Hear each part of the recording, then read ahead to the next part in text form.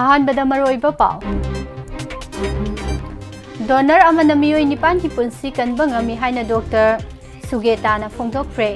ꯂꯩꯕꯥꯛ ꯑꯁꯤꯗ ꯃꯤꯑꯣꯏ 63,000 ꯀꯤꯗꯅꯤ ꯇ꯭ꯔꯥꯟꯁꯄ꯭ꯂꯥꯟꯠ ꯇꯧꯕꯒꯤ ꯇꯉꯥꯏꯐꯗꯕ ꯂꯩ ꯍꯥꯏ꯫ ꯗꯦꯜꯂꯤꯗ ꯃꯅꯤꯄꯨꯔꯤ ꯃꯆꯥ 2 ꯊꯥꯡꯅ ꯊꯤꯜꯂꯝꯂꯦ꯫ ꯊꯧꯗꯣꯛ ꯑꯁꯤꯗ ꯆꯦꯟꯅꯕ ꯃꯤꯑꯣꯏ 3 ꯐꯥꯔꯦ ꯍꯥꯏꯔꯤ꯫ ꯕꯣꯔꯣ ꯕꯦꯀ꯭ꯔꯥꯒꯤ ꯊꯧꯗꯣꯛ ꯃꯤꯑꯣꯏ 2 ꯈꯛꯇ ꯅꯠꯇꯦ ꯍꯥꯏꯅ ꯚꯤꯛꯇꯤꯝꯅ ꯐꯣꯡꯗꯣꯛꯈ꯭ꯔꯦ꯫ ꯄꯥꯟꯗꯝ ꯐꯪꯅꯅꯕꯒꯤꯗꯃꯛ ꯑꯈꯥꯡ ꯀꯟꯕꯒ ꯂꯣꯏꯅꯅ ꯍꯣꯠꯅꯕ ꯃꯊꯧ ꯇꯥꯏ ꯍꯥꯏꯅ ꯗꯣꯛꯇꯔ ꯆꯝꯕꯣ ꯒꯣꯜꯃꯩꯅ ꯐꯣꯡꯗꯣꯛꯈ꯭ꯔꯦ꯫ ꯅꯥꯒꯥꯁꯤꯡꯒꯤ ꯑꯔꯣꯏꯕ ꯋꯥꯔꯣꯏꯁꯤꯟ ꯄꯨꯔꯛꯄ ꯈꯧꯔꯥꯡꯅ ꯉꯥꯏꯔꯤ ꯍꯥꯏꯅ ꯑꯟꯁꯝꯅ ꯐꯣꯡꯗꯣꯔꯛꯂꯤ꯫ ꯃꯍꯩꯁꯪꯗ ꯂꯥꯏꯔꯤꯛ ꯇꯝꯕ ꯂꯥꯛꯆꯕ ꯅꯨꯄꯤ ꯃꯆꯥꯗ ꯄꯣꯔꯟ ꯚꯤꯗꯤꯑꯣ ꯎꯠꯂꯨꯕ ꯃꯤꯑꯣꯏ 1 ꯐꯥꯔꯦ꯫ ꯕꯟ ꯍꯟꯗꯣꯛꯅꯕ KCPꯅ ꯈꯪꯍꯜꯂꯛꯂꯤ꯫ ꯑꯉꯥꯡ ꯎꯅꯕꯗ ꯂꯩꯈꯤꯗꯕ ꯀꯦꯁꯀ ꯃꯔꯤ ꯂꯩꯅꯅ ꯀꯧꯈꯤꯕ ꯕꯟ ꯌꯩꯊꯣꯛꯈ꯭ꯔꯦ꯫ ꯑꯃꯗꯤ MSFꯅ ꯑꯊꯧꯕ ꯃꯍꯩꯔꯣꯏꯁꯤꯡꯒꯤ ꯅꯨꯃꯤꯠ ꯊꯧꯔꯝ ꯄꯥꯡꯊꯣꯛꯀꯗꯧꯔꯤ꯫ ꯈꯨꯔꯨꯝꯖꯔꯤ꯫ ꯏꯚꯤꯅꯤꯡ ꯅ꯭ꯌꯨꯁꯄꯦꯄꯔ ꯑꯞꯗꯦꯠ ꯃꯤꯠꯌꯦꯡ ꯇꯥꯕꯤꯔꯤꯕ ꯄꯨꯝꯅꯃꯛꯄꯨ ꯄꯨꯁꯄꯥꯔꯥꯅꯤ ꯂꯥꯏꯁ꯭ꯔꯝꯅ ꯇꯔꯥꯝꯅ ꯑꯣꯛꯆꯔꯤ꯫ ꯍꯧꯖꯤꯛ ꯃꯔꯨꯑꯣꯏꯕ ꯄꯥꯎꯁꯤꯡ ꯃꯌꯥꯝꯗ ꯁꯟꯗꯣꯛꯅ ꯄꯤꯖꯔꯤ꯫ ꯗꯣꯅꯔ ꯑꯃꯅ ꯃꯤꯑꯣꯏ 9ꯒꯤ ꯄꯨꯟꯁꯤ ꯀꯟꯕ ꯉꯝꯃꯤ ꯍꯥꯏꯅ state organ and tissue transplant ꯑꯣꯔꯒꯅꯥꯏꯖꯦꯁꯟꯒꯤ deputy state nodal officer doctor N. ꯁꯨꯒꯦꯇꯥꯅ ꯏꯝꯐꯥꯜꯒꯤ ꯍꯣꯇꯦꯜ ꯏꯃꯣꯂꯦꯁꯇ ꯚꯤꯖꯟ ꯁꯟꯖꯤꯚꯥꯅꯤ ꯑꯚꯤꯌꯥꯟ ꯍꯥꯏꯕ ꯍꯤꯔꯝꯗ ꯁ꯭ꯇꯦꯠꯀꯤ ꯊꯥꯛꯇ ꯄꯥꯡꯊꯣꯛꯄ 15ꯁꯨꯕ ꯏꯟꯗꯤꯌꯟ ꯑꯣꯔꯒꯥꯟ ꯗꯣꯅꯦꯁꯟ ꯗꯦꯒꯤ ꯊꯧꯔꯝꯗ ꯐꯣꯡꯗꯣꯛꯈ꯭ꯔꯦ꯫ ꯃꯤꯑꯣꯏꯕꯒꯤ ꯄꯨꯟꯁꯤ ꯀꯟꯅꯅꯕꯒꯤꯗꯃꯛ ꯑꯣꯔꯒꯥꯟ ꯗꯣꯅꯦꯠ ꯇꯧꯕꯗ ꯆꯥꯎꯊꯣꯛꯆꯕ ꯄꯣꯛꯀꯗꯕꯅꯤ ꯍꯥꯏꯅ ꯄꯜꯂꯗꯨꯅ ꯃꯍꯥꯛꯅ ꯍꯥꯏ ꯗꯣꯅꯔ ꯑꯃꯅ ꯗꯣꯅꯦꯠ ꯇꯧꯔꯛꯄ ꯑꯣꯔꯒꯥꯟꯅ ꯃꯤꯑꯣꯏ 9ꯒꯤ ꯄꯨꯟꯁꯤ ꯀꯟꯕ ꯉꯝꯃꯤ ꯍꯥꯏꯕ ꯃꯤꯌꯥꯝ ꯄꯨꯟꯅ ꯈꯪꯃꯤꯟꯅꯕ ꯃꯊꯧ ꯇꯥꯏ꯫ ꯗꯥꯏꯔꯦꯛꯇꯣꯔꯦꯠ ꯑꯣꯐ ꯍꯦꯜꯊ ꯁꯔꯚꯤꯁꯦꯁ ꯃꯅꯤꯄꯨꯔꯅ ꯁꯤꯟꯗꯨꯅ ꯄꯥꯡꯊꯣꯛꯄ ꯊꯧꯔꯝꯗ ꯆꯤꯐ ꯒꯦꯁꯠ ꯑꯣꯏꯅ ꯁꯔꯨꯛ ꯌꯥꯈꯤꯕ ꯍꯦꯜꯊ ꯁꯔꯚꯤꯁꯦꯁꯀꯤ ꯗꯤꯔꯦꯛꯇꯔ ꯗꯣꯛꯇꯔ ꯆꯝꯕꯣ ꯒꯣꯜꯃꯩꯅ ꯍꯥꯏ ꯃꯤꯑꯣꯏꯕꯅ ꯁꯤꯔꯕ ꯃꯇꯨꯡꯗ ꯍꯛꯆꯥꯡꯒꯤ ꯀꯌꯥꯁꯤꯡ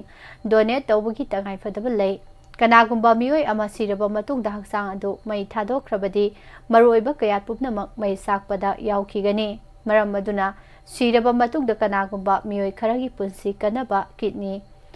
ꯀꯣꯔꯅꯤꯌꯥ ꯑꯃꯗꯤ ꯑꯇꯩ ꯑꯣꯔꯒꯥꯟꯁꯤꯡ ꯗꯣꯅꯦꯠ ꯇꯧꯔꯝꯕ ꯃꯊꯧ ꯇꯥꯏ꯫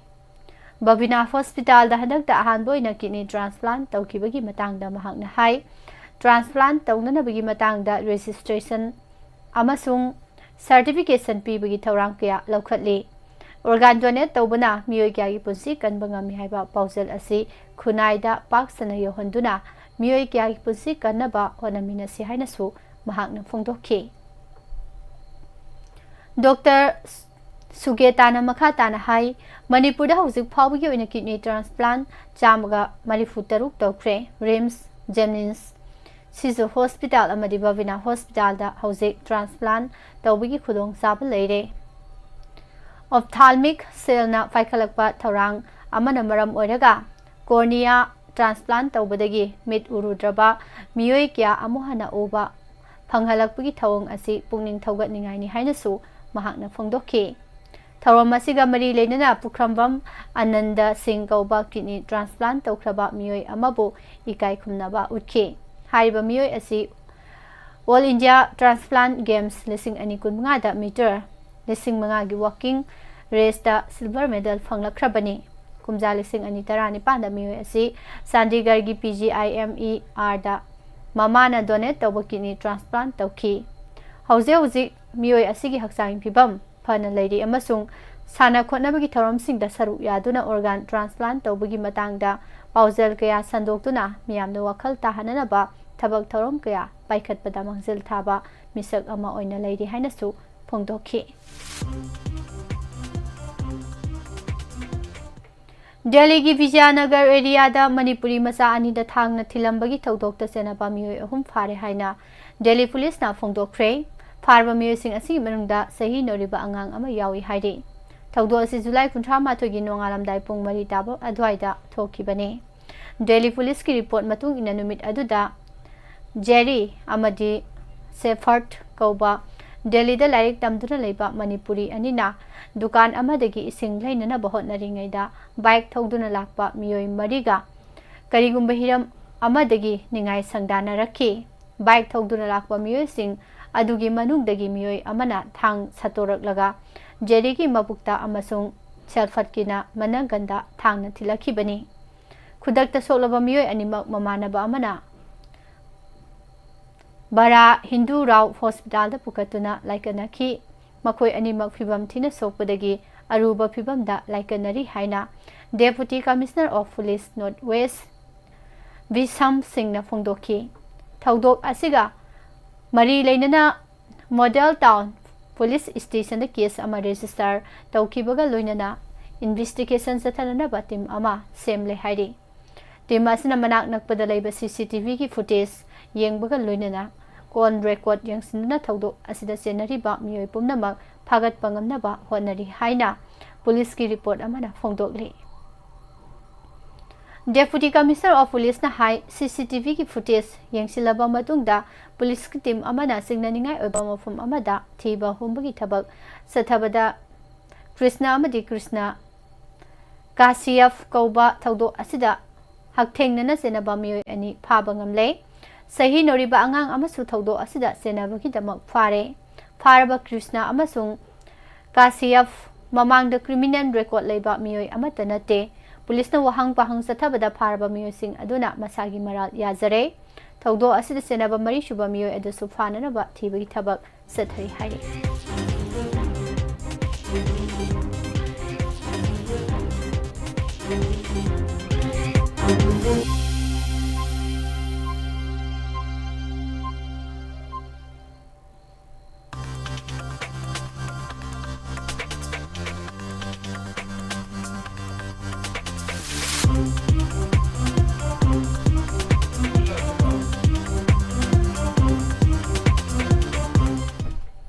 Naga singe roiba warasin purakpa khaurang nangai hainu all Naga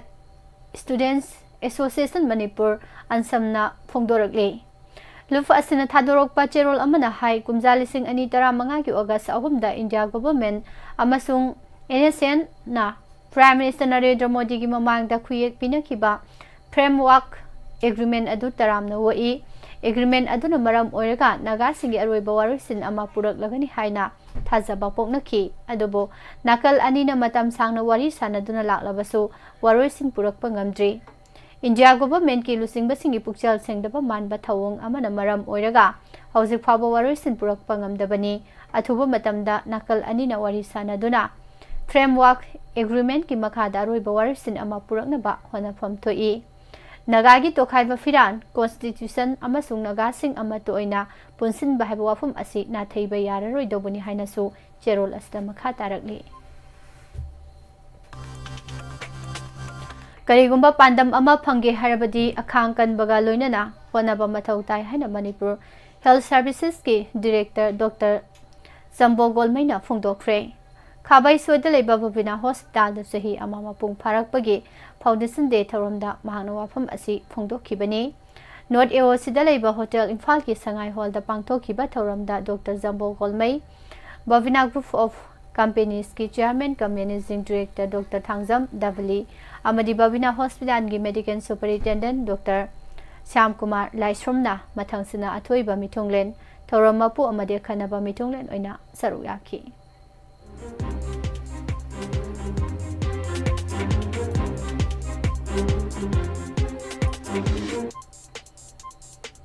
Mamang sahi November 13 da Jiribam district ki Borobekra subdivision da kuki khulai paiba sina security mamangda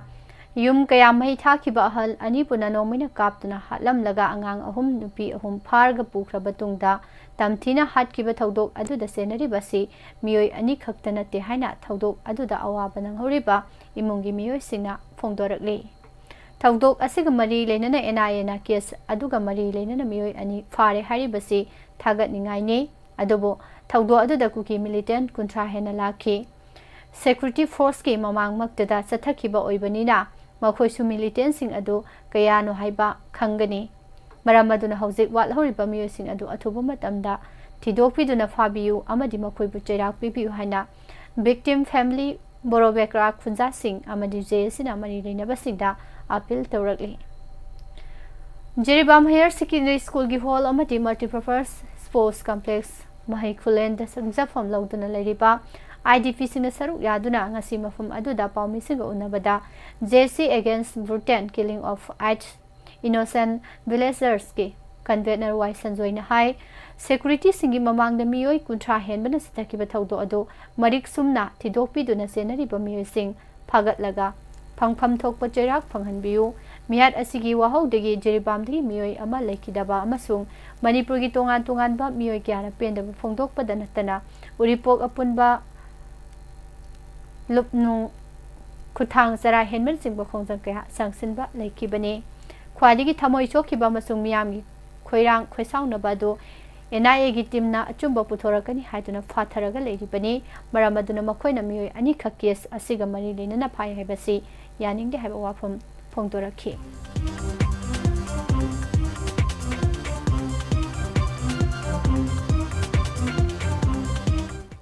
Hauki July Kunifada Thawal District Hospital da angang unabagi thawdok amada mama lekidabagi wathoka mari leinana Joint Action Committee against the killing of Maibam Ongbi Khangembam Ningo Samitana ngasi ahing nongyadagi lakliba October manga fawba kaukiba general strike kawgani haina tawrambado matam kharagi oina yeithokre JC gi convener amasung chairman apuna khuyek biduna thadorokpa cherol amana hai ngasi August tang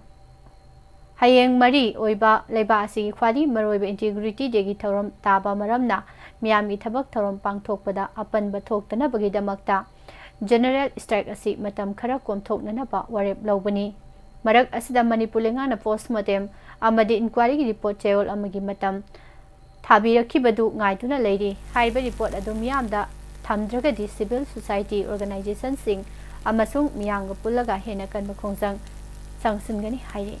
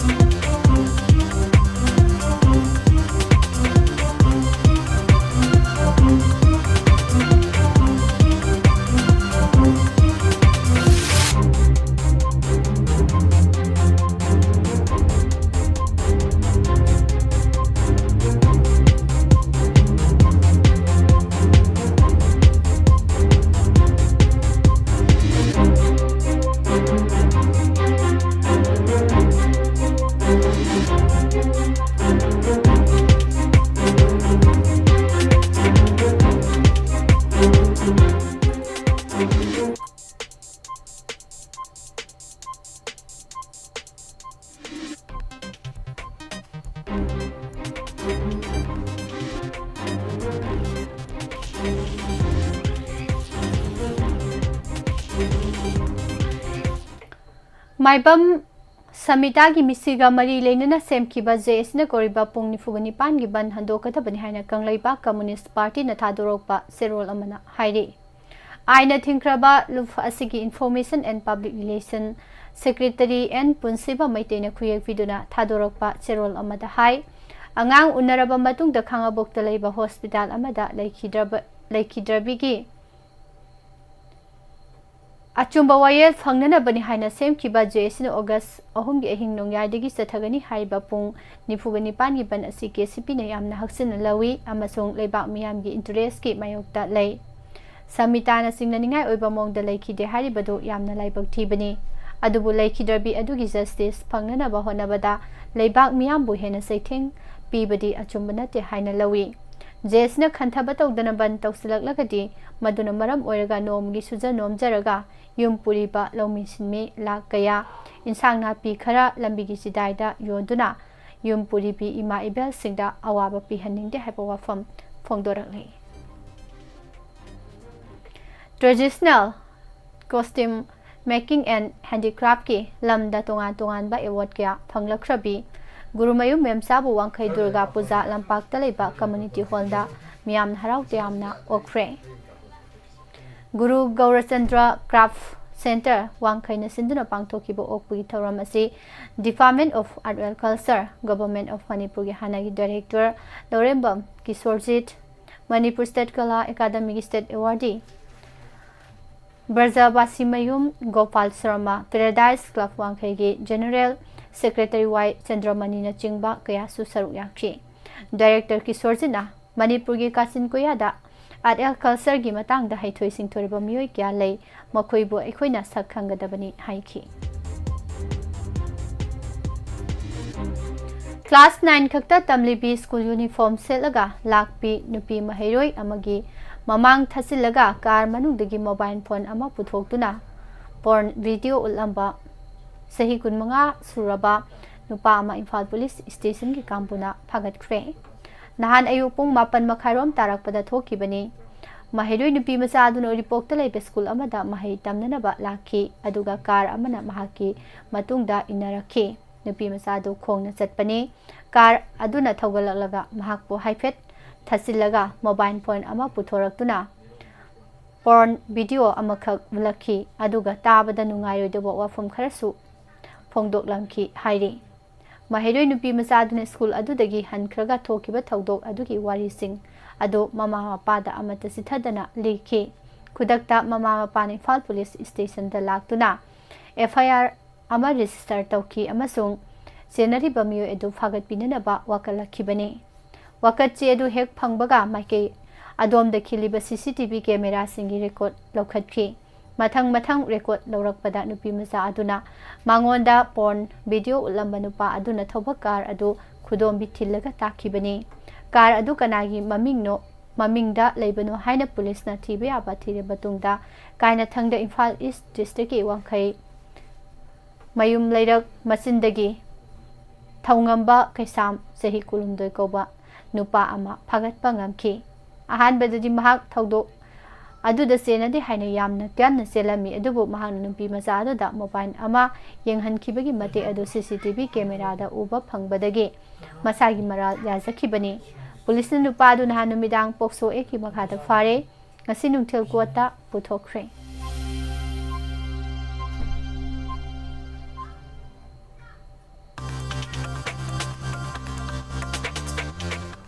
Miyoibagi hingbagi hak amadi manaba khunai ama puraknabagi wakhalonda faspa 1958 Manipur pumbadagi laukthokadabani haina kumja lising ani mari gi August 15 da masa mathanta mai thajaduna khungsang sangsinkiba athoba pebam chitranjan na laikidaba numit ningsingbo oina August 13 ta kunmathoi suba athoba mahairoi singi numit lising ani kungamanga pangthoklagani haina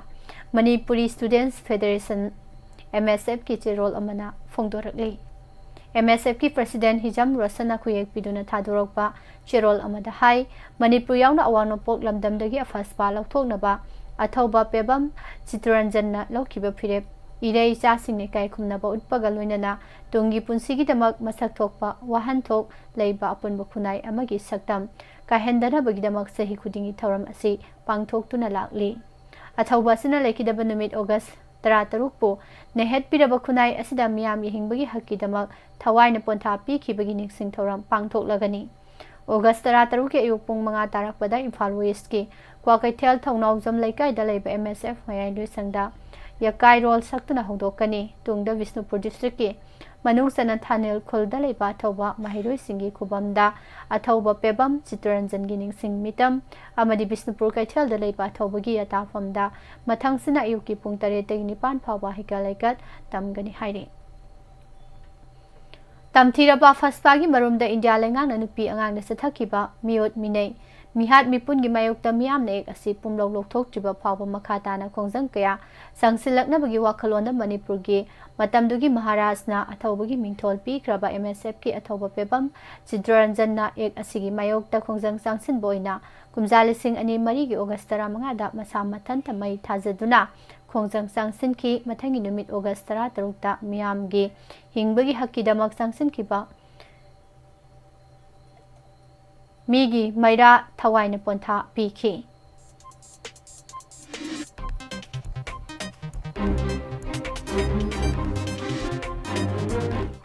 Diesel Octo Thauduna imung manung puriba driver ama purakiba thaudok adubu yaningdaba phongdok laduna ngasi mayang langjing semgat chagatpa nupilup amadi uripo kangsup road Auto Mega Diesel Association gi member singda punduna mayang langjing tamang community hall da sintha leptuna wakat mifam sathakre. Wakat mifam asi July 15 da association asigi president Khangjarakpam Jogeswarbu miyoi amana phurakpagi thaudok amaga mari leidana sathakibani.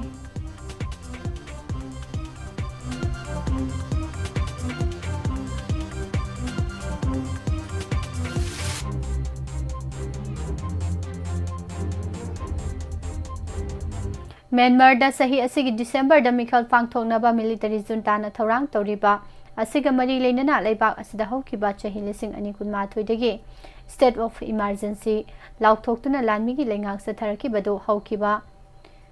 abolish tawre haina lauthokrabasu rival singna occupied tawduna leiba Mogo town Rabi trade center da nahan ayuk military junta na air strikes da thaduna mioi tarahomdoi hatkre thawdo asigi matangda military junta gi maikaidagi di karigumba amata phongdorak palaitri adubu armed opposition group ki maikaidagi phongdokibada military junta na air strikes da thaduna hatkiba mioi sing adu ayambana civilian ngaktani haina pendabo wafum ki phongdorakli haukiba sahi kunmathoi lising ani kunmathoi da matam adu da leiramba civil government adu ku tawduna paisin kraba matung leiba asida civil war tholakibani loinna inkumja lising ani kulhumdoi dagi hauduna ethnic armed group sing punsinaduna Myanmar gi Rabi trade ke center oriba Mogof town yauna maru oiba mfam kya leptuna occupied tawduna laklibani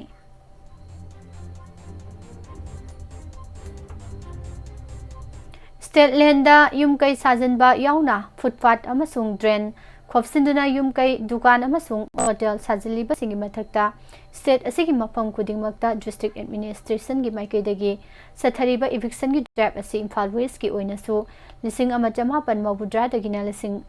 amachama panmabudra ga mathoi gi map ta base tawraga Imphal city manungda makata na eviction sathakigani eviction sathariba sida komthokpiu haibiganu sindok sadokpagi matam khara sangkigani haibana amani haina mahut ki director su oriba ngangom utamna phongdokre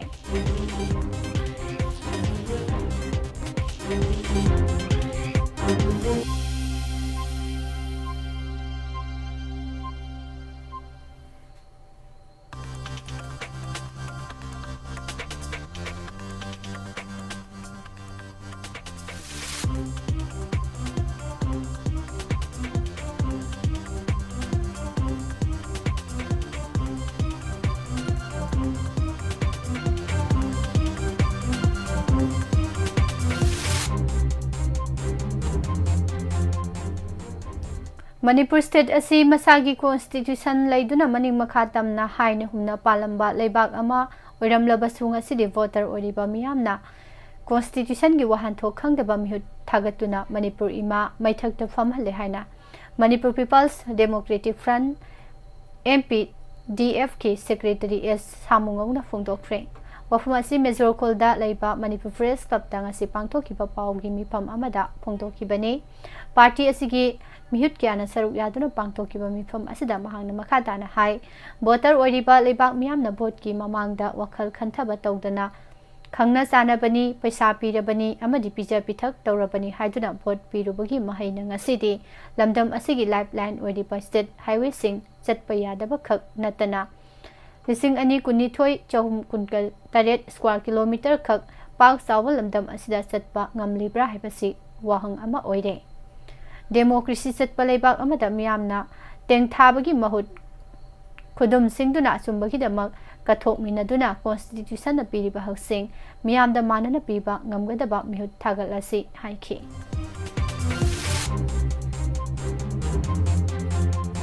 losilakpada maroiba pau hamuhana donor amana miyoi nipan gi punsi kanba ngami haina Dr. Sugetana phongtokre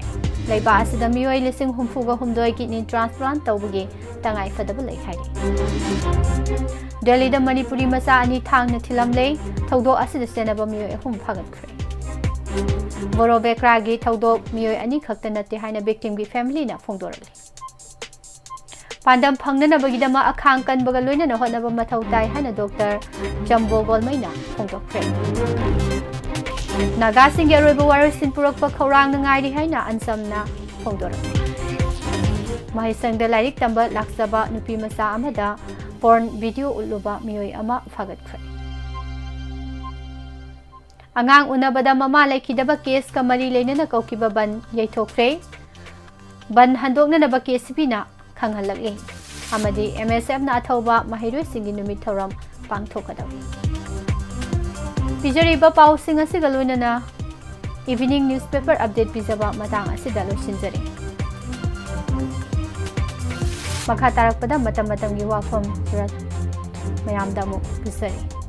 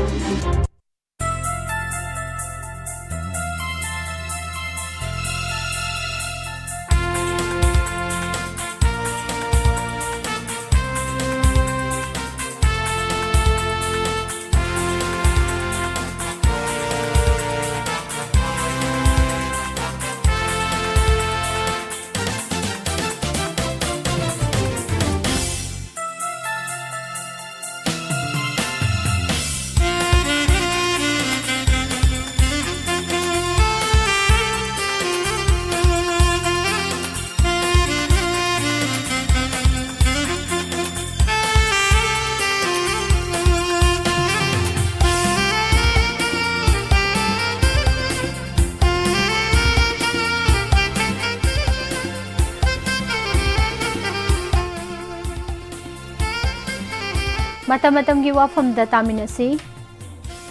लेंगाकना lump खोपसिनबा तकथोकपगुम लू नानबा state ओहेननबा थबक लौखलो हाइबसिगी मतंगदा खमिनसी president rule लेंगाकना परम कायना lump खोपसिनबसिंग पाकसना तकथोकपगी थबक लेपतना सथरिबा असिगुमना खोयरंबल Kaithal मनुंग यावना मियाम तिनबा मफमसिंगदा फत्ता Houthi लंगथोकपसिंगी मथक्तसु लोगी ओइबे action लौखलबदी state असी तरु तनानबा मफम अमा ओइहनबा ngamgani लेंगाकना state असिदा अमुक्ता थोखिद्रिबा थौदोक अमा ओइना इम्फाल वेस्ट इम्फाल ईस्ट थौबाल काक्सिंगना सिंगबा डिस्ट्रिक्ट सिंगदा लेबा खोंग लंबी सिंग यावना खास लेन सिंग खोपसिंदुना सेमगतलिबा सिंग सर्वे तौदुना तखाइबी थबक सिंग चथरिबसी मियामगी याइफनबा अमदि सथोक ससिन तौबदा अयेत अपन थोहंदनबा लौखलखिबा खोंथांगनी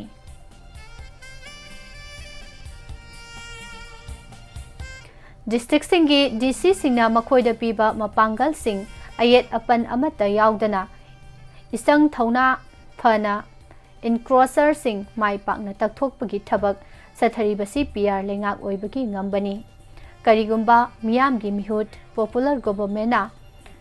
इनक्रोसर सिंग तकथोकपगी थबक सथबा ओरमलबदी हारिबा थबक असिबु तौरिबा एमएलए मिनिस्टर सिंगदा तौबीदनबा वानोम दुनोंबा अमदी मिसंग संगलैबक यादगी प्रेशर पीदुना माइ पाकना इनक्रोसर सिंग तकथोकपा ngamdabadagi khangtapta leplamgani asigumba thawong sing miyamna mamangda toina uba phangkrabani hawjik laiba lengakna miyamna sathok sasin tawbada khudong thiba thoandana ba footpath yauna dukan amadi tongan ba maphamgi state land sing khopsinduna sajiliba sing takthokliba si miyamgi yaifandana ba oibagi mathakta takthokpagi thabakta ayet apan leitriba asigi manung sana phairambal kaithal manung yauna अतै district Singh the लैबा Kaithal सिंग अमदि मियाम तिनबा लंबी सिंगी मताइदा अमोन अकाय हुंदोकफम गुंबा पै पैदुना लैबदगे हंगोइबा पोकपदा नतना अपुम असागी मनमना health हार्जत ओइरे Kaithal गी मची मरुम अमदि लंबी गी मताइ सिंगदा अमोन अकाय पथा पुमथरबा फतबा सिंग पैरगा लैबा सिंग अतोपा state सिंगदगी lump कोइबा Lakpa मियोय सिंगना उबा मतमदा स्टेट असिगी लेंगाकपसिंग अमसुंग मियामबो हंथबा थाकी मियोय ओइना लौरमगनी मणिपुर अपिकपा स्टेट ओइरबसु मियोय कांगलुप सुना पुन्ना नुक्सी चानना खुंदाबा मफम ओइबगी मथक्ता लमदम असिगी मियाम मरु ओइना येलहो फ्रुप ओइरिबा मितै सिंगी मफमदा टॉप टॉपा मतिक मयाय सिंग लैबदगी इकाय खुमनबा उन्नरिबनी येलहो मिसिंगी मफमदा जगोय इसै कल्चर अमदि साना खोनबा गेम्स एंड स्पोर्ट्स ना लमदम असिबो मालेमगी मियामदा सक्ताक पंगमली अमरोमदा मितै नुपी सिंगना लेंगाक लोंदा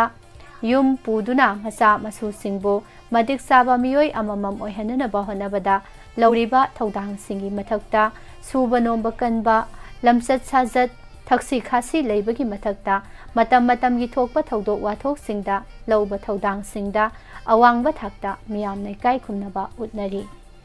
ꯑꯗꯨꯕꯨ ꯁꯤꯚꯤꯛ ꯁꯦꯟꯁ ꯋꯥꯠꯄ ꯃꯤꯑꯣꯏ ꯃꯤꯁꯤꯡ ꯈꯔꯅ ꯂꯩꯕꯗꯒꯤ ꯁ꯭ꯇꯦꯠ ꯑꯁꯤꯒꯤ ꯀꯣꯅꯨꯡ ꯀꯦꯄꯤꯇꯦꯜ ꯁꯤꯇꯤ ꯌꯥꯎꯅ ꯃꯤꯌꯥꯝ ꯇꯤꯟꯕ ꯃꯐꯝꯁꯤꯡ ꯑꯃꯗꯤ ꯂꯝꯕꯤꯒꯤ ꯃꯇꯥꯏꯁꯤꯡꯗ ꯐꯠꯇ ꯍꯥꯎꯊꯤ ꯂꯪꯊꯣꯛꯐꯝ ꯑꯣꯏꯕꯒꯤ ꯊꯧꯑꯣꯡ ꯆꯠꯊꯔꯤꯕ ꯑꯁꯤ ꯂꯩꯉꯥꯛ ꯑꯁꯤꯅ ꯇꯨꯡ ꯀꯣꯏꯅ ꯊꯤꯡꯅꯕ ꯄꯣꯂꯤꯁꯤ ꯁꯦꯝꯗꯨꯅ ꯂꯝꯗꯝ ꯑꯁꯤ ꯃꯇꯝ ꯄꯨꯝꯅꯃꯛꯇ ꯂꯨ ꯅꯥꯟꯕ ꯃꯐꯝ ꯑꯣꯏꯍꯟꯅꯅꯕ ꯊꯕꯛ ꯂꯧꯈꯠꯂꯨ ꯍꯥꯏꯕ ꯋꯥꯐꯝ ꯑꯁꯤ ꯊꯝꯖꯔꯤ꯫ ꯄꯨꯝꯅꯃꯛꯄꯨ ꯑꯃꯨꯛꯀ ꯍꯟꯅ ꯄꯨꯁꯄꯔꯥꯅꯤ ꯂꯥꯏꯁ꯭ꯔꯣꯝꯅ ꯈꯨꯔꯨꯝꯖꯔꯤ꯫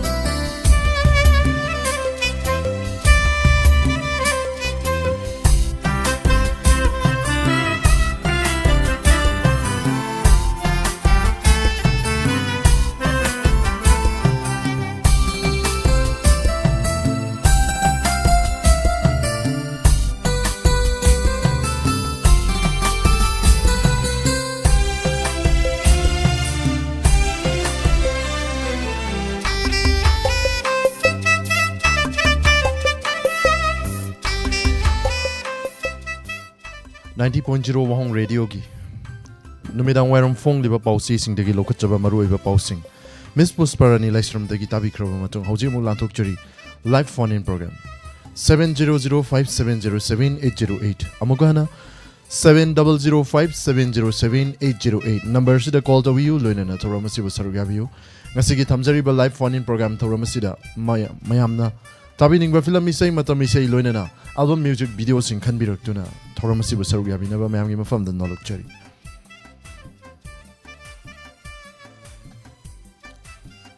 ekoi gi season nazari ba number amuktang gan haijari loina na screen da su uwa fangbiragani mayam na 7005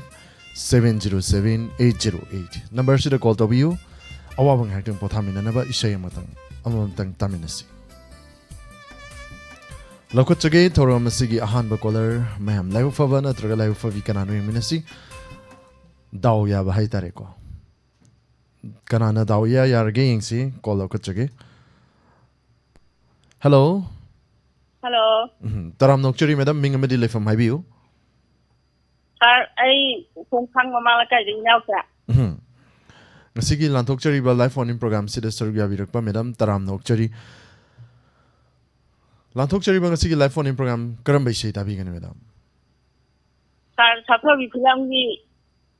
mapok langon khuding da haibado dum sa jagi mapok langon khuding da isai khudol tam jagi madam isai si kana kana tamina gani isai je wahong me jo amadi sar siauna wahong le jo da tari ba puna mata kadum tamina jara khudol tam jagi madam isai si matiam tang lantok piram badi ya bro yenga ge lantok piro madam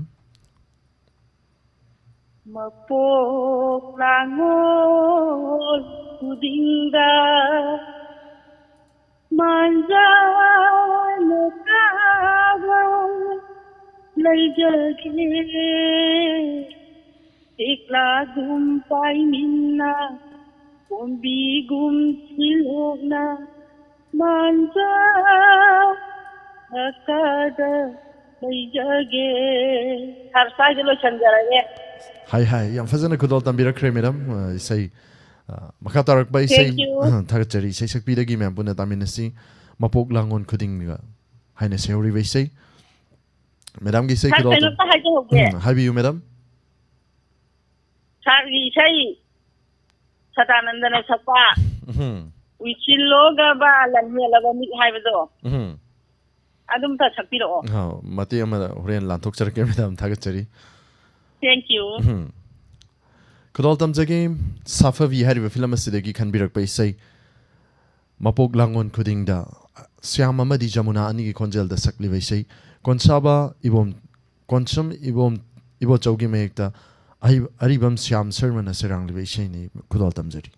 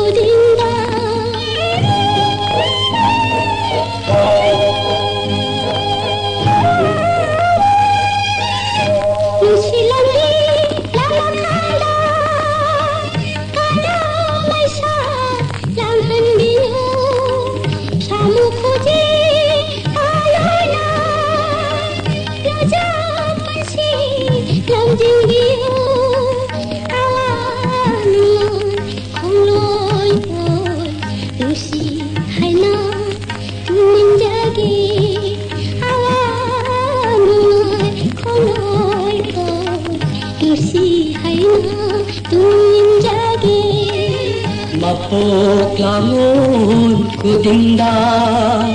thano nadom thadok loi thano nadom thadok loi un khaba lai punni yong khaba khai homni thano nangu harharoi mapok langon kudinda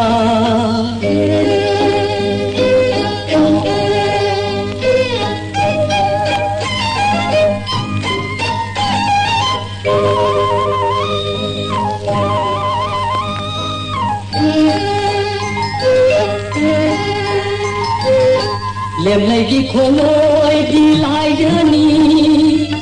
jetla di malangi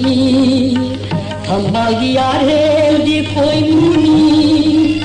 nongin di thajani pakhang oi ba mapoki chano nangna thawani pakhang oi ba mapoki chano nangna thawani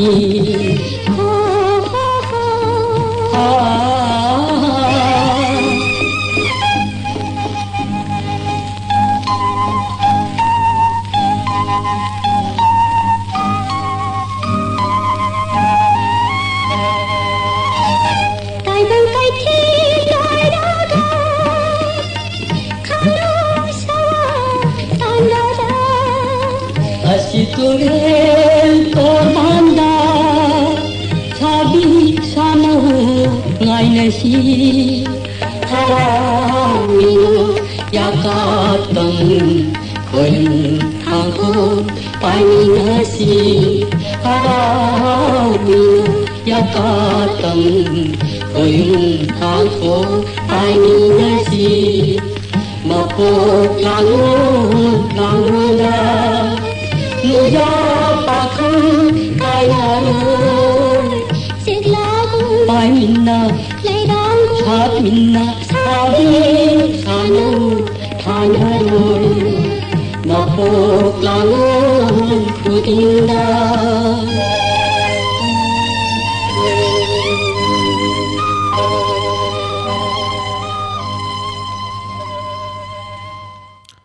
Thagachari thoram asigi ahanba caller na yam fazaba isei ama khanbiram duna mayam pumbabu tahanbiramba hanana thagachari ngasigi live chata laibiriba music tetek na pathok chagi sarana virwang kim langlen ton asem langlen ton thagachari thoram sida sarugya birakpa sir robin maiti kumujam lalita yengkom ima thagachari sir sagapa manjan sanaive wa kha thagachari thoram sida sarugya birakpa madam langlen ton asem langlen ton Sir Surjit agi call pai di ko haina haibire madam call se tasing na waiting chang se lakpana maram ora khoina pai ja da ba yawi adom da di dial na adum chat ba aduga call se waiting hek lak ba aduna maram ora khoina pai ja da ba yawi amado madam gi call okhalaga na amado hall chat ka doiba aduna maram ora ga pai ki da ba yodom yawi madam waro biroi Ningthojamina kunbi kurai thagachari Danin oinam thagachari Sir Thoramasida Sarugya Birakpa Rosmani and Rembam Madam Padma Devi thagachari Thoramasida Sarugya Birakpa Robita Wangjam thagachari Imalalita Yenkom Pad Madam Padma Devi thagachari Thoramasida Sarugya Biriba Pumnamak Purnima Seram Langlinton Asem Langlinton Amukahana thagachari Madam Indu oinam thagachari hanana thagachari thoramasida sarugya biriba pumnamak loinana Facebook ta laibiriba music tentakna pathok chagi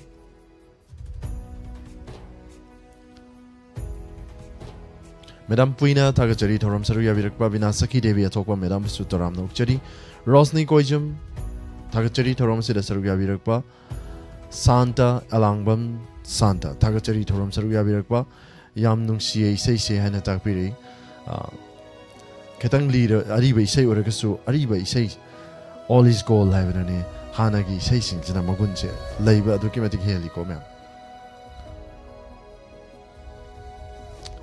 inau James Irengam servisu taram nokchari Sir Robin Maitei Kumujam thagachari thoram sida sarugya birakpa loinana thoram asigi ani suba caller lokuchagi Hello. Hello, good evening, sir. Good evening, Taram Nokchari, sir. Mingama delay from Highview, sir. Ay salong bambagi, may bang gobin na, sir. Sir, ngasi di Thoramasi da sarugya birakpa karam bay shay tabi gani. थाजबगी वांगमदा फिल्मदगी Dinesh का पुष्पारानी का सकपा लैरांग सिंह हाइरी तबुदो दो ताजागे सा हाय याम फजबे इसेनी खनबिरकली बे इसे sir की खोजल दगी इसे से मतियम तंग लाथोक पिरक पयाब्रो सर मतियम हतंग लान थोकजर के सा लैरांग सिंह हाइरी नंग ऐगा चुनै नुंसिनबा से पक्चै मते सिदाना सिदगे सा खोइमु सिंगना ngangli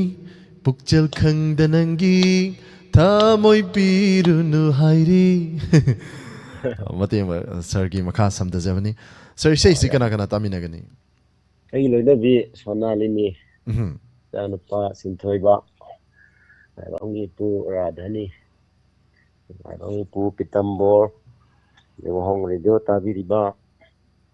la chapter lebiriba pumnong ko tamina jara ke sa thagachari sir ki khanbirakba fajaru sei khudal tamjagi thank you sir sir sei flashback komba lak bro kamba usa flashback ka lak bro ba lak te do sa thagachari sir ki khanbirakba sei khudal tamjagi thajabagi wangmada hairwe film asidagi khanbirakba sei ni lairang singna hairi Pushparani हुई drama में दिनेश शर्मा अनि की खोंजल the सकली वैशेनी Narendra निंगोंबगी मयेक्ता okay नमक चमना सैरांग लिवैशेनी खुदाल तमजरी मैं पुना सरुप ग्यामिनसी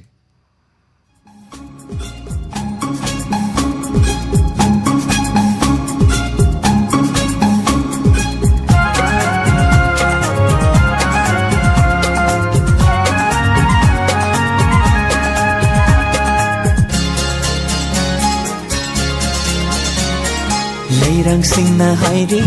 nang aiga chunai nungsinaba se pakchai khungmu singna nangli pukjil khanda nangi thamoi piro nu aigi mapok sigi leplavani thajo wase manghan dinu langna aha ha ha ha ha la la la la la la la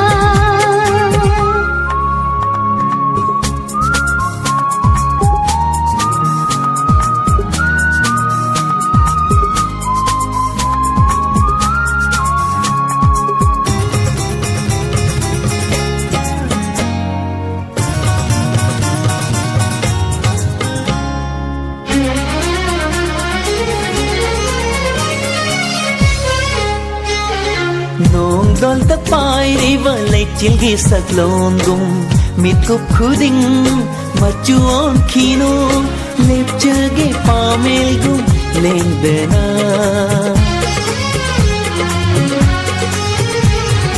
nong laina homli ba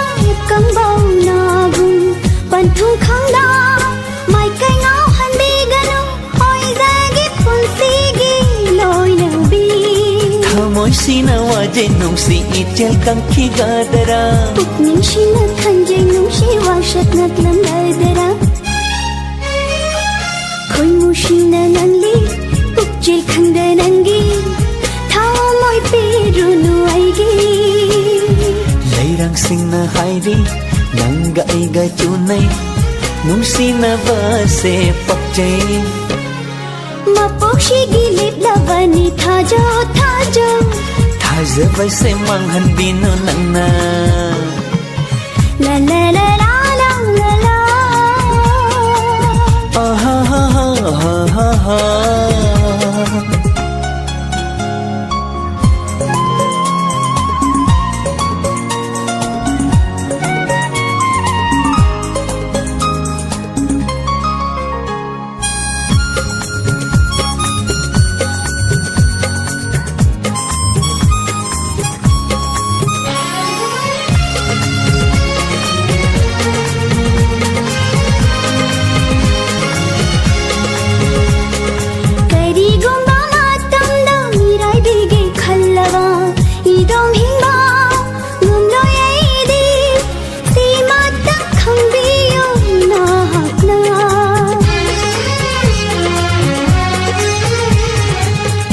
gumba khong thang da soi khi ba da ngak na si nung si chana ꯄꯨꯛꯆꯦꯜ ꯁꯦꯡꯅ ꯌꯧꯃꯤꯟꯅꯁꯤ ꯅꯨꯡꯁꯤꯒꯤ ꯄꯟꯊꯨꯡ ꯄꯨꯛꯅꯤꯡꯁꯤꯅ ꯈꯟꯖꯩ ꯅꯨꯡꯁꯤ ꯋꯥꯁꯛ ꯉꯥꯛꯂꯝꯒꯗꯔꯥ ꯊꯃꯣꯏꯁꯤꯅ ꯋꯥꯖꯩ ꯅꯨꯡꯁꯤ ꯏꯆꯦꯜ ꯀꯪꯈꯤꯒꯗꯔꯥ ꯂꯩꯔꯥꯡꯁꯤꯡꯅ ꯍꯥꯏꯔꯤ ꯅꯪꯒ ꯑꯩꯒ ꯆꯨꯅꯩ ꯅꯨꯡꯁꯤꯅꯕꯁꯦ ꯄꯛꯆꯩ ꯈꯣꯏꯃꯨꯁꯤꯅ ꯉꯪꯂꯤ ꯄꯨꯛꯆꯦꯜ ꯈꯪꯗ ꯅꯪꯒꯤ ꯊꯃꯣꯏ ꯄꯤꯔꯨꯅꯨ ꯑꯩꯒꯤ ꯃꯄꯣꯛꯁꯤꯒꯤ ꯂꯦꯞꯂꯕꯅꯤ ꯊꯥꯖꯧ ꯊꯥꯖꯧ ꯊꯥꯖꯕꯁꯦ ꯃꯥꯡꯍꯟꯕꯤꯅꯨ ꯅꯪꯅ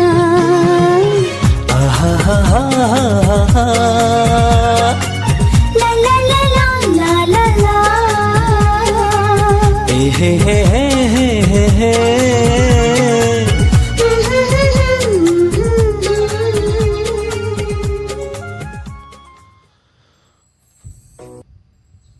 थागचरी थोरमसिगी अनिसुब कॉलर बसु हनना थागचरी याम फजबा इसेनी खनबिरकलिबा लोइनना इसेसी ताबद मैम करी फाउबिगी अꯩꯗꯤ ꯁꯣꯝꯗ ꯗꯥꯟꯁ ꯇꯧꯅꯤꯡꯕꯗ ꯂꯣꯏꯔꯦ ꯊꯥꯒꯠꯆꯔꯤ ꯊꯧꯔꯝ ꯑꯁꯤꯗ ꯁꯔꯨꯛ ꯌꯥꯕꯤꯔꯤꯕ ꯄꯨꯝꯅꯃꯛ ꯂꯣꯏꯅꯅ ꯊꯧꯔꯝ ꯑꯁꯤꯒꯤ ꯑꯍꯨꯝꯁꯨꯕ ꯀꯣꯂꯔ ꯂꯧꯈꯠꯆꯒꯦ hello hello good evening sir good evening ꯇꯔꯥꯝ ꯅꯣꯛꯆꯔꯤ ꯁꯔ ꯃꯤꯡ ꯑꯃꯗꯤ ꯂꯩꯐꯝ ꯍꯥꯏꯕꯤꯌꯨ ꯁꯔ ꯁꯥꯔ ꯑꯩ ꯎꯂꯧꯔꯤ ꯂꯨꯀꯦꯝꯗꯒꯤꯅꯦ ꯃꯤꯡ ꯑꯃꯨꯛ ꯀꯧꯖꯩ ꯁꯥꯔ ꯉꯁꯤꯒꯤ ꯊꯧꯔꯝ ꯑꯁꯤꯗ ꯁꯔꯨꯛ ꯌꯥꯕꯤꯔꯛꯄ ꯁꯔꯕꯨ ꯇꯔꯥꯝ ꯅꯣꯛꯆꯔꯤ ꯍꯟꯅ ꯊꯥꯒꯠꯆꯔꯤ सर करम इसे ताबीगनी sir sir ngасidi kainogi bema film gi sir tamanauga mandakini na sakpa hol lamhenba pakhango tawdu dum tajage sir sir gi से सिजु यामना नुंगाइबा ताबदा याम नुंगाइबा धुप धुप लाव इसे नि सर न खनबिरकलि इसे खुदल तमजगे सर gi इसे ताबिनिंगबा मिय सिंग कना कना हापीगनी sir tabining buje sir ming oina mam hapjaroge sir live यावबिरिबा मरुप मयामजिगा दुगा तोगान तोगान बा प्लेटफॉर्म सिंग दा तारिबा मरुप पुनमक्का सार गदम पुलप तारजे सर थागचरी सर इसे से मते अमतंग लांथोकपिरमबदी याब्रो सर की खंजल दगी होय सर मते अंदंग सलके सर हाइजेते होबिरेसी सर हो लम्हेन बपा खंगो kanan hawi nungsiba thamoy hubi laisao nang na hawi nungsiba mangau thiba pakhango aina karam hauriba mangau thiba pakhango aina karam hauriba mai thong do samlang do mityeng do naing do pakhang thamoi kai hawi mai thong do samlang do mityeng do naing do pakhang thamoi kai hawi ho lamhin ba pakhango kanan hawi nungsiba thamoi hubi laisao nang hawi nungsiba simating sir ke sir थागचरी sir याम फजना इसे खुदल तांबिरखरे sir करीमत चाइसिंग उनबिरबो औ सर उनजरे सर करीमतेल चाबिरगे sir ngасidi ngасidi sir pan ga hawa jaga thongbai chajare sir हाय हाय अदुना नि दना इसे याम फजबम खला मिसे सर ना थागचरी सर गी खनबिरक पैसे खुदल तमजगे बेमा बेमा हाइर फिल्म असिदगी तामनाव अनि अमदी मंदाकिनी अनि पुन सकमिने बिशैनी P प्रफलोगी mayekta sorry chenjamna sairang le bishani khudal tamjari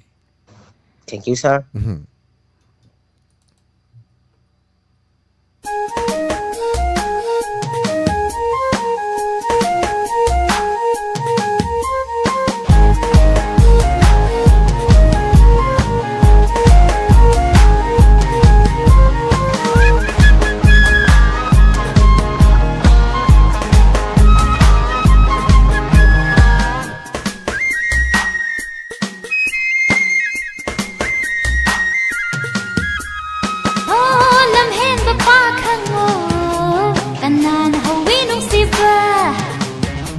Thamoy hubi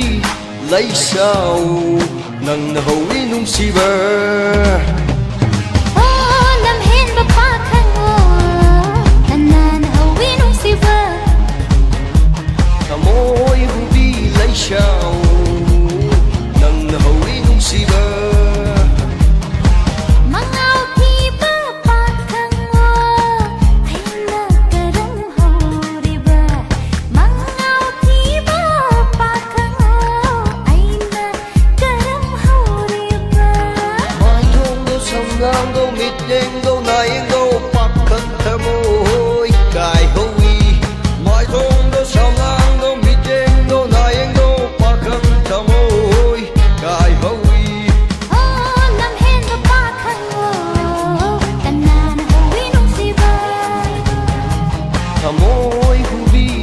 laisau nang hoi nungsiba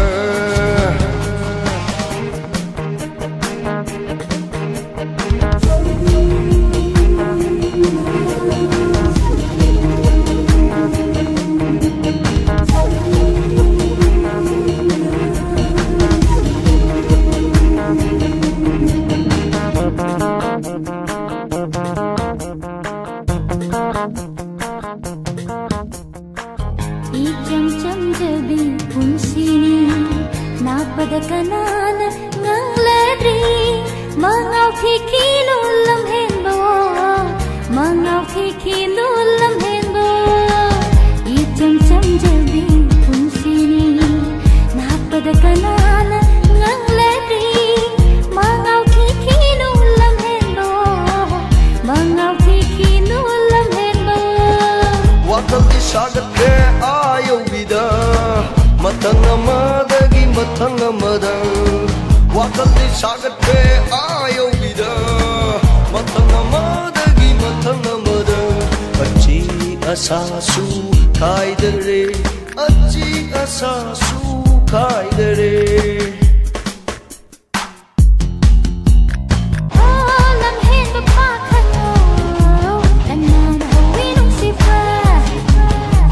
Amoy hubi laisau nang nahoi nungsiba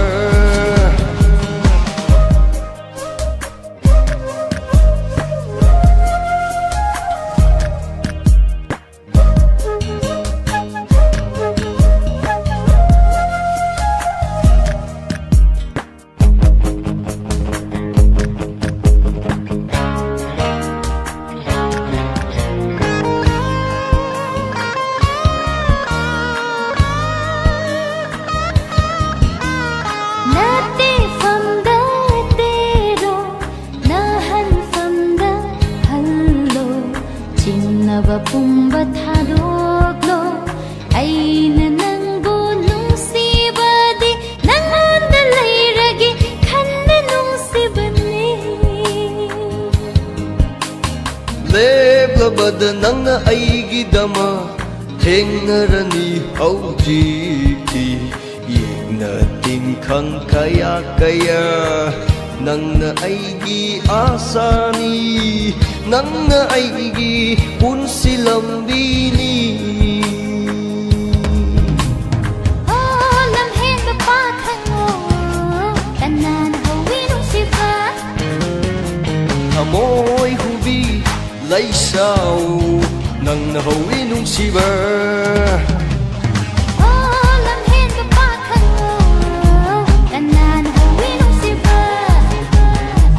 amoy hubi laisau nang nahawi nungsiba mangau ti pa thango ai na karam horiba mangau ti pa thango ai na karam horiba mai dong do samlang do mit yeng do na yeng do pak kan thamoy kai howi mai dong do samlang do mit yeng do na yeng do pak kan thamoy kai howi oh lam hen ba pa thango kanan hawi nungsiba amoy hubi laisau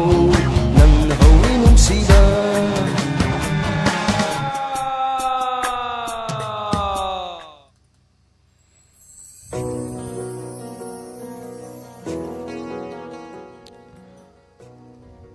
Hanana thakchari thorom sida sarugya biraktuna yam fajar fajar bai shei kya khanbiramba caller ahom bo hanana thakchari ngasigi caller sing yam fajar fajar bai shei kya ni khanbirakba loinana live chatal lei biriba mi sing tanak na pathok chagi yumkhaibam Helen Moirang Kuno Madam Butaram Nokchari NG Sumila Sir Robin Maiti Kumujam Sir Robin Sir Ranavir Wangkim thakchari thorom sida sarugya birakba Sir Sagapa Manjan Danin Oinam thakchari thoram sarugya birakpa Madam Ning TV Hanana thakchari Madam Santi Konthojam thakchari Rosemary Endremba Madam Sutaram Nokchari Hanana thakchari thoram sarugya birakpa Sir Bijoy Tongbram Chechobi Naurem Ibem Hal thakchari theorem असिदा सरुक याबिरकपा madam निंगतिबी sir नोकफेट dance तोबियु हाइना ताकबिरे नोकफेट वखल game नुंगाइबा माली गाना याम comment का थंबिरखिमनि माली दो नत्रबनी दुदी कौबिगनु मे Phagi तौजबनी ma'am वखल जे नुंगाइ थोकदबनी अवाब क्या नुंगाइ तब क्या लेगसु नुंगाइ थोकपा वखल दा हाइते दम दाम तौरगा नुंगाइ थोकपा नतब वखल दा नुंगाइ थोकपा अमजु दरकार ओइ सिनत्रगदि यारोइ दुनी को मैम से मैडम निंगतिबी थागचरी सनाइबे वाका रोसावती देवी अधिकारी मयुम थागचरी थोरम सरुक याबिरकपा मैडम पूर्णिमा श्रीराम हनना थागचरी विजय टोंगब्रम थागचरी लांगलेंटोन सेम लांगलेंटोन थोरम सिदा सरुक याबिरिबा मदि थवai hakchang yauna saruk yabiriba 90.0 wahong radio da tabiriba loinana manipur online radio da miyoi kun gani thoi saruk yabiriba pum namuk pusu hanana thagachari loinana ikai khamna jari Sir Gobin Maibam thagachari thoram saruk yabirakpa loinana pramesori wahengbam Madam Indu oinam hanana thagachari Facebook ta laibiriba miyoi singsu tentakna pathok charamge natragadi misak mikai nai haina heta haiga doini Sanamacha RK thagachari thoram saruk yabirakpa Madam Rosni Koijam Sir aina haiba isai do saklam daba yaroi ko haina aingonda ki halle natragadi ki halle ga I don't Madam Rosni Koijam gi khanbir khaiba isai khajai gi dimple duga Madam Huren losilakpada matik khudol tamjaramge Madam Nena thagachari Madam Puina Asem Niru Bema live horam me haina sungasai habirakibani ngasidi nokcheroi sir ngasiga nokladi yumda chatlo hai nu takpire ore nok tabang amring si ko madam miss ichan Rosni Koijam Madam Nena hanana thagachari James Ringbam Madam Puina thagachari Loinana Thoramasigi Makatarakpa caller lokachage ma'am kananu yaminasi Ming pathok chaba matam da chitha nanthaba yorum lagasu waro bidanaba ma'am da nolukchari Indrajit Yumnam thagachari nauna pibirakpa kameni ima bimula koncham thagachari Anjali Chingtham madam busu thagachari thoram charu yabirakpa Loinana caller lokachage Hello Hello Taram nokchari madam ming amadi lefam haibiu Koksita na bang lakai dagi na yung domdan sita Madam ngasigi lanthokchari bas thoramasi da saruk yabirakpa taram nokchari hanana thagachari sai simuna birobo madam Au sa pyare kari mathel chabirage madam Nga thong hai nga thong basina maram moraga isai yam nungai bam su khalakadaba male Au karam bai sei tabi gani madam Best friend langi mathai thai na tawpudo hai kainom ni sei se mayam lang na ready lebiu mathai thai na kudol tamjarake madam gi kan birak paisai isai si kana tamina gani madam isai ge akoi family akoi gi inem po niema iku bong mani ipuroi ba romio ichano pa roma san ichano pi romania akoi ma'am tajaraga lasta ta leba mayam ga punna Thagachari madam gi khan birak paisai khudol tamjage Robin Bovin amadi RK Nandesori ani punna sakmina kivaisai ni Sanaton Nongthombagi Thagachari Sanaton Nongthombagi mekta sorry senjamna serang libaisai ni mathai thaina mamangai da haina sorry baisai ni khudol tamjari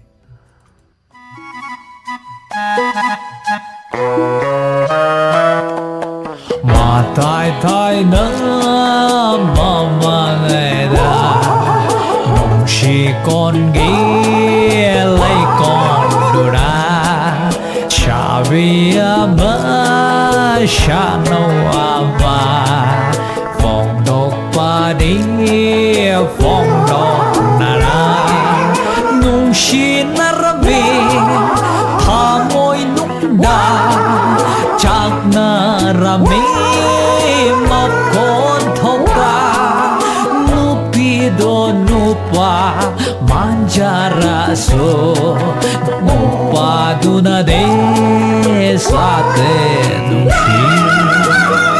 Hey! Nangi sa ingon do sa tabi wani ni ha! ꯅꯠꯇꯦꯗ ꯅꯪꯒꯤ ꯏꯁꯩꯉꯣꯟꯗ ꯁꯥꯟꯅꯕꯩ ꯋꯥꯅꯤꯅꯦ ꯍꯥ ꯉꯥꯏꯈꯣꯗ ꯅꯪꯒꯤ ꯏꯁꯩꯗꯨꯗꯤ ꯇꯥꯅꯤꯡꯗꯦ ꯆꯣ ꯇꯥꯅꯤꯡꯗ ꯇꯥꯎ ꯇꯥꯅꯤꯡꯗ two ꯍꯣꯏ ꯌꯥꯔꯦ ꯑꯗꯨꯗꯤ ꯌꯧꯔꯒꯦ ꯕꯥꯏ ꯌꯥꯔꯦ ꯌꯥꯔꯦ ꯌꯧꯔꯣ ꯕꯥꯏ ꯆꯠꯂꯒꯦ ꯆꯠꯂꯣꯅ ꯈꯥꯝꯃꯔꯣꯏꯗ꯭ꯔꯣ ꯈꯥꯃꯔꯣꯏ ꯑꯁꯦꯡꯕꯩꯔꯣ ꯐꯥꯒꯤꯔꯣ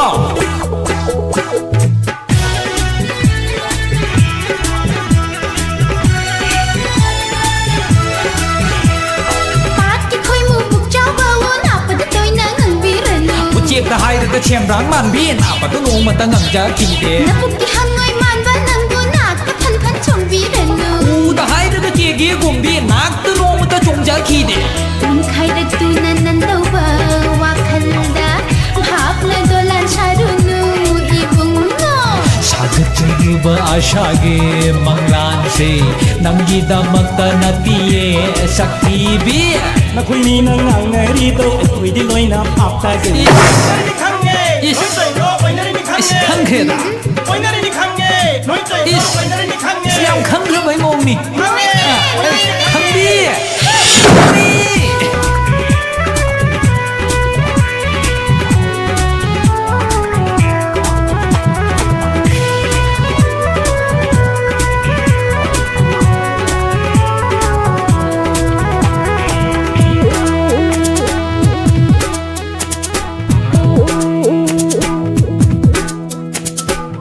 पाखंग अमनि कायना हायदुना नुंशिलांगबु थाग्रिबरो बुदित मांगजों चोंबदि पुंजा कौखायदुना तोकचने bungo 마차이비에무 토이비도 감보다 감만 자우자바니이다 샨비드 샤나 이나바고 마뚱다 고인가 이나바니라 마뚱다 고인가 이나바니라 It's you, you're the one who's waiting for a chance to show my love. Oh baby, come on here, I'm ready to kick inside. Oh man, that is so. as masajiga mi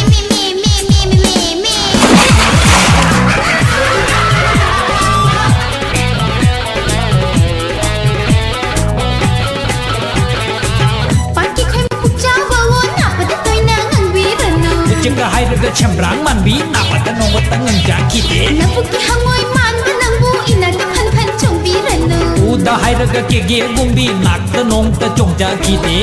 Khairatuna nandauba wakhalda bhavna dolan sarunu ibungo Sakaleva aishage dalan se, nangi damakta natiye sakhive. 나쿠이니는 앙내리도 우이디 노이나 밥다지 나쿠이니는 앙내리도 우이디 노이나 밥다지 Hani kamjo Hey jingle sasani Pithibi, noi khangni mongna, alai lo, oi, good. 도문에 막고기다, 강비. 하나나 다가짜리 매am 이세이시 감도비게 라이브 차트 레비리오 매am 하나나 다가짜리 비비릭 레이버 피드백 아마디 커멘팅 잉제르가 녹처리바니 파톡자바 낭드르가수 매am나 와로비로이 콜러 로컷자바기 단자 로제게 토라마시기 마카타르파 콜러 로컷처리 헬로 Hello, sir. ताराम नोक्चरी madam call तो वीरक लिबा मिंग अमे दिले from हैबियो madam I love the pita de pimita go with her. Madam ngasi se sai sing una birobo Jack Jaja de sat from Jet. kari mathel hona biri ge madam Ngasi de chat nga hai yoin to. hai hai ngasi je kari numit ta bano mi sing se haw haw mani ma'am hona ram li se Kang de kai nun de ta jana. ngasi je friendship day ju ta bani aduna maram oi basu ya oiram basu ya Oi sir. thagachari madam thoram saru ya birak pa thoram si da karamba isei ta bi gani Utu na ta lai ra ba film de sai ta jani sa. hai hai yam fazaba isei ni madam uduna ta lai ri hari film asigi nupi na sak pasi तादोइरा नुपान सकपसे ताबिदोइरा नुपाना सकपदोइन ताजरगे सा नुपाना सकपसे सैसकपदि खंगद्रे सैसकपा Arun खुदोल तमजगे madam की सही सा ताबिनिंग में सिंग हापीगद्रा ताबिनिंग बजे पलेंदे इनाव वांजिंगदे nganthoi bambo lakai phajabi adai nugai pokpedagi thabasang bijiya shibani adai pita adagi mema momol lasa ta leiba saroga punna tamina jage thagachari madam khanbirakpa madam ki sei khudol tamjage madam sei si khudol tam jadringe gi mangwena madam ki khonjal dagi mati amtang lanthok piramba yabro haite sa mati amtang ngangjal Udunata leire nungsi maithong nungsi nangi saktam che karam nabu kaurasige sadhu mati jidat loisan jage thagachari madam khanbirakpa madam ki sei khudol tamjage ma'am puna sarugaminasi udunata leire udunata leire thagachari madam udunata leire hariva film asigdagi Khanbirak paisai ni title song Khudol tamjage ibom cha thiam gi mek ta gopi na serang libishani khudol tamjari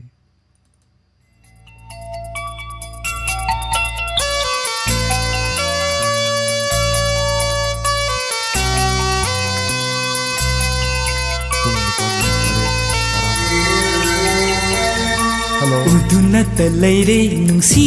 maito nungsi nangi minokto karamna kaurasige ahan bathena kibami kuto kauge khanbana hena tumai lahale nungsi satamdo Udunata leire nungsi maito nungsi nangi minokto karamna kaurasige ahan bathena kibami kuto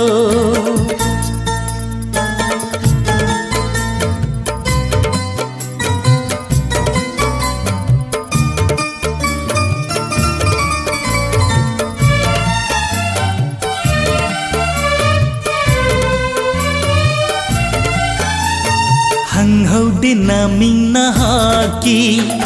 khangjaninki karamba lairangi laikolda lai satambino Hanghaude naming nahaki khangjaninki karamba lairangi laikolda lai satambino karamna nungsi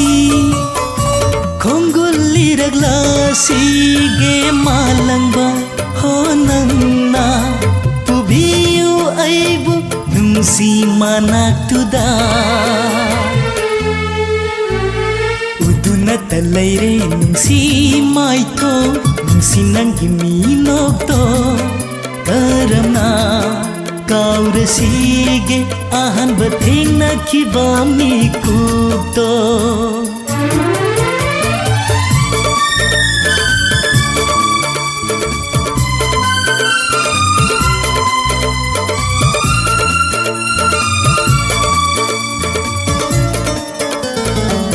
Sibi minok tangauringai sumhatlingai na tauda thamoi na phongdo pangam hauden siba Sibi minok tangauringai sumhatlingai na tauda thamoi na phongdo pangam hauden siba Manglanda taure Asa pandong lom lene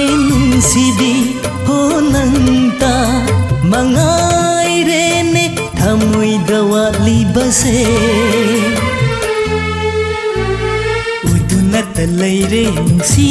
maito nungsi nangi minokto karamna kaurasige ahan bathena kibami kuto काउगे खनबाना हेन दुमैला हले नुंसी सक्तमदो उदुनत लैरे नुंसी mytho नुंसी नंगी मीनोक्तो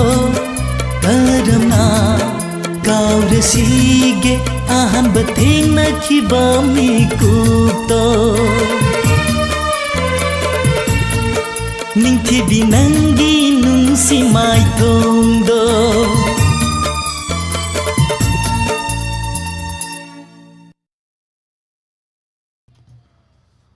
Hanana thagachari thoramsigi caller sing yam fazarabai shei ka khanbirakpa pomnang po hanana thagachari Loinana hayeng 90.0 wahong radio gi ahanba mapok numit palan tawjagadariba foundation day sungsoi soidana mayam pangtok chagani Lairamba ban komthok chakrabana maram oiraga thoramasi ekoi mayam puna saru yaminasi arapada laibiriba mayam radio si watabiriba mayam puna saru yaminana ba hanana haijari hayengi pangtok chagadoriba 90.0 wahong radio gi hanba foundation day sungsoi soidana pangtok chagani mayam su matam chana lakbiduna thoramasi mapung fan binaba mayam gi mafamda nolukchari Loinana thoramasigi aroiba caller lokachage loishin bagi pungjado yoksila par loinana lokachari thoramasigi aroiba caller Hello Hello sir Taram nokchari madam ming amadi lefam haibiu Na sau da gine sir Kumar Nasaudagi ming do muktanga haibiu madam Kumari ahan singne ko podi kano tawrakan tawhala ini ngonda ado kumari kanbir ai sina saune aduga kogi mema dagi piari de kamla leima ahan khar moi bs ki das thakki bai sai ne yam pam jana kuire moina khallo na tawbase ari be amata tharakte ana karam bai sei no haibiro madam ki amuba lejin kanjilo atiya puni mathajasi kanjindu na pukharo piroi na bimi ai loi sakti madam sakpi yu kashi kai die khajadabado Khodol tamjage madam gi sei tabining ba mioi sing kana happy gani madam Kumari adagi laima kamla mema adagi sanatombi duga wahong re tabiriba aduga staff tu da pubiriba punna maka punna tamina se sa Thagachari madam gi khanbirak pai sei khudol tamjage amuba leichel khaidem kumar gi konjal da sakhi bai sei khudol tamjari madam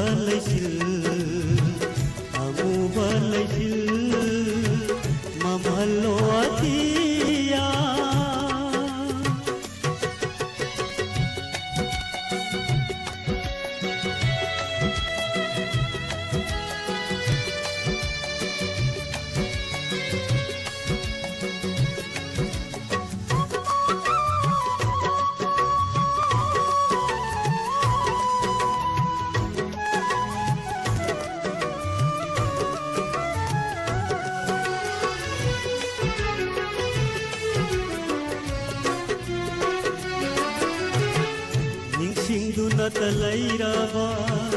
lokandi simbalna saudana basairamba magi aroiba paukuni singduna talairaba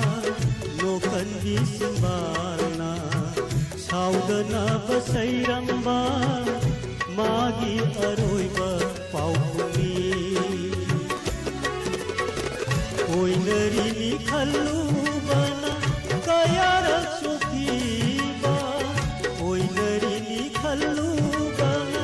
कयारक सोखीबा पामजरु बैवाबदो निंसिंबदा कपिनी पामजरु बैवाबदो निंसिंबदा कपिनी अमुबलसिल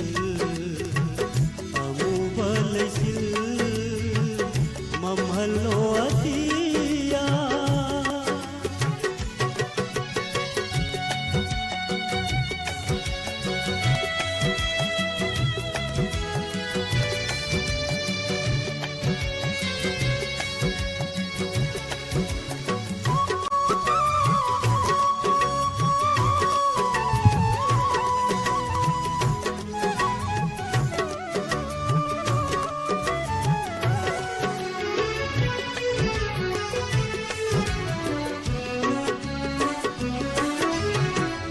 ओळखीनी ततना Purnima खाजदी ओळखीनी ततना Purnima खाजदी उरुरग कोइसाउनै मिंगमानबी Purnima उरुरग कोइसाउनै मिंगमानबी Purnima नुंसिबा नंतानानि लालहल्लिबा आइसिबु नुंसिबा नंतानानि लालहल्लिबा आइसिबु उमिंगी वाकसे तादिगनि Kanana उमिंगी वाकसे तादिगनि Kanana अमुबलसिल ममहलो Atiya Purnima थाजसे खंजिलग पूकरो पिरोइना बमिtsiना लांजगदी थाजसे उहल्ले Negi Purnima दोइना अमुबलसिल ममहलो Atiya ममहलो Atiya ममहलो Atiya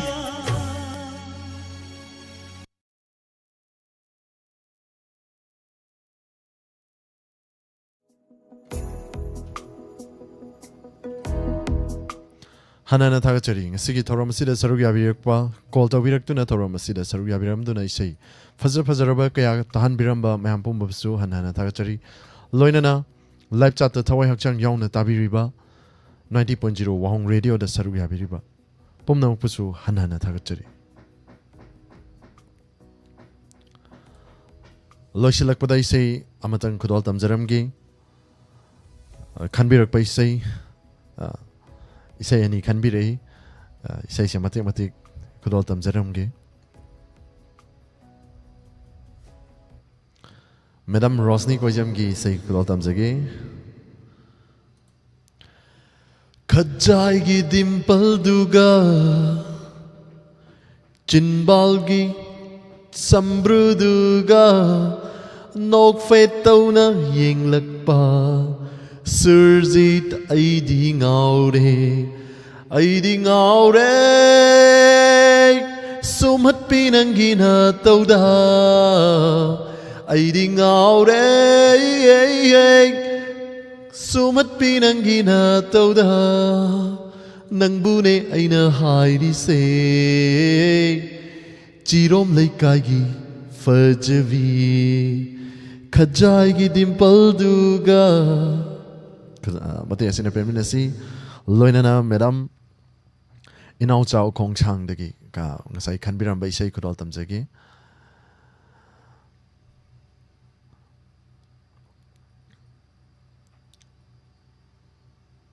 uisil logaba aigi mit haina kudol tambira o haina takpirei madam mati am tang kudol tamjagi uisil logaba aigi lam helava mit खल्लगनु मागी वाखल निंगमद्रव थमोय अरेंबा आसानी दो मत वाजवा अरेंबा पीरांगनी खांबिनव लैत्रवा उइसिलोगवा अईगी लम्हिलव मीत खल्लगनु मागी वाखल निंगमद्रव थमोय पांथोकलीब मित्सीदा वाखल नंग करीगी नुंसी मागी सक्तंबु हनबीरी मागी नुंसी खोंजेलबु करीगी ताहली हंजिल हंजिल करीगी थामोइबुस वाहली विसिलोगवा अईगी लम्हिलव मीत खल्लगनु मागी वाखल निंगमद्रव थमोय मते असिना पेनमिनसी लोइनना इसे मतन खुदोल तमजगे कराओके गा लोइनना मयाम सोइके सोइरसु मयामना वारोबिरको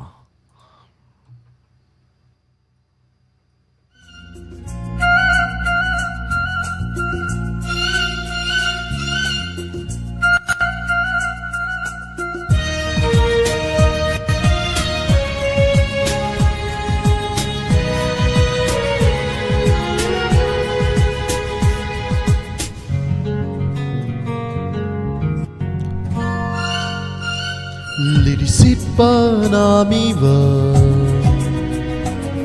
nang amuk talep ko Lirisit panamiva nang amuk talep ko Nasik nangan jeliba Kuruhan maibungo Nasik nangan haliba Kuruhan maibungo Pota korang suamukta Aigi toy vikan na nokliye Aigi toy vikan na nokliye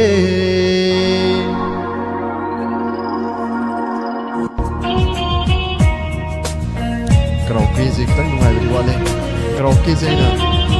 Lairen Jam Studio sida Ini request tau kiba karaoke ni Shambir pagi nama tasu Lairen Jam Studio busu Thagin chari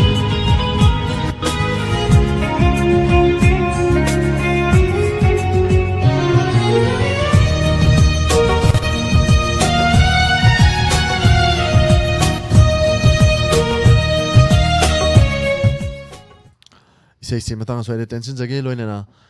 live chata library ba sing tantak na pathok charam ge ngasidi saruk yabiri ba 90.0 wahong radio da thawai hakchang yauna tabiri ba pombasu hanana thagachari loina na Facebook da saruk yabiri ba tantak na pathok charam ge madam Rosni Koijam madam Hemanta Babita very nice song sir sir hana takpiri nokpaga Kire ay ngasidi tantok kidra kanbada madam asem ya madam mo mukok saluri sinamu waro pulok daw na dana ichan asem ni rubema thagachari thoram sida saruga birakpa madi comment kya bibirakpa hana thagachari madam Hemanta Babita goroba khuman inawbusu hana thagachari inawsi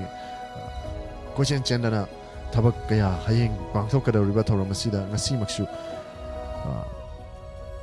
thaugai kya Puduna inausina yam kana honabi riba inaw mani inaw goroba kuman thagachari inawbu live chata saruga birakpa madam Rosni Koijam thagachari Santi Konthojam madam Nena madam Promila Mutum sir isai fazai haina takpiri thagachari madam Puina thagachari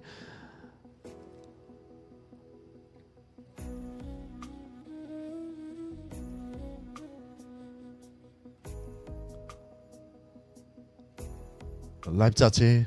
ma gorong chien kibana marum orega mathak ta lai kibjing ji utpa yazadre aduna live chat ta laibi kiba aina di pathok chaba nang hodraba pathok chaba yaurak draba sing waro bidana ba haijari Santi Konthojam thagachari thoram sida sarugya birakpa isai sibu pungning thawat birakpa mayam busu hanana thagachari loinana YouTube ta library ba mi sing tantak na pathok charam ge madam Sanaive Wakha thagachari madam Sundari Maibam Gaidin Liu Palmai thagachari Pong Janta Kumar Thagachari Thoram Sida Sarugya Birakpa Madam Lik Lai Thagachari NG Sumila Thagachari Thoram Sarugya Yabirakpa Bijya Hawaii Jams Subadani Yumnam Thagachari Thoram Sarugya Birakpa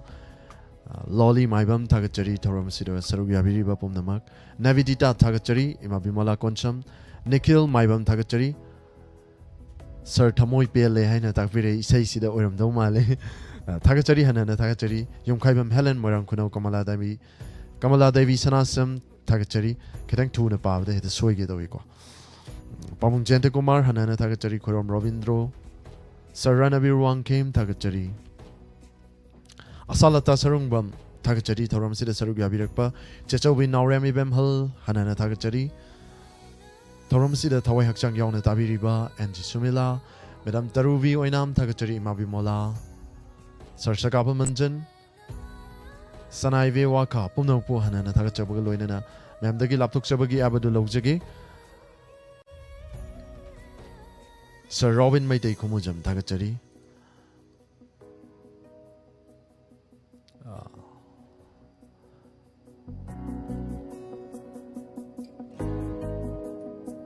Loinana Hayang Pangtuk Sagadoriba 90.0 Wahong Radio Gyoina Hanba Mapok Numit Foundation Day Hayang Pangtuk Sagadoriba Sida Mayam Suleng Biraktuna Tauramasibo Mafung Fahan Bibada Mating Pangbinaba Mayamgi Mayam Dasu Hanan Haijari Sungshoshina Lakpiu Army Akram Thagachari Tauram Sarugya Birakpa Loinana Hayangi Tauram Sungshoshina Lakpiu Haizaba Wafam Siga Loinana Mayam Dagi Laptok Sabagi Abadu Lojagi Pomnamakpu Surjit Kumanjana Mukana Kurumzari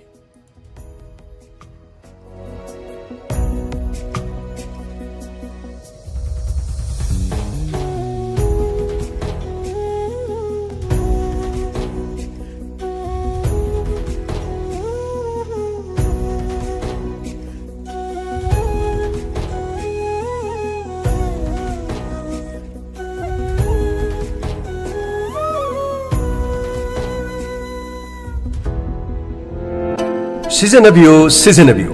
J.U. Pereira Harga Tolaga Lopum the Saisin Kibida Til Singutung Gwina Laksin Mungamba Hidak Sangamama Savala Pongidama Kilo Animakai Kirk Jang Nga Hangoi Taroi Mi Charang Chingba Amata Sondana Pau Pambibo Mahalibatil Adutama Hatungamba Hidak Lomi Singi Kwaidi Paraba Harga Tolaga Lopum the Saisin Kibida Til Singbu Banghan Bangabi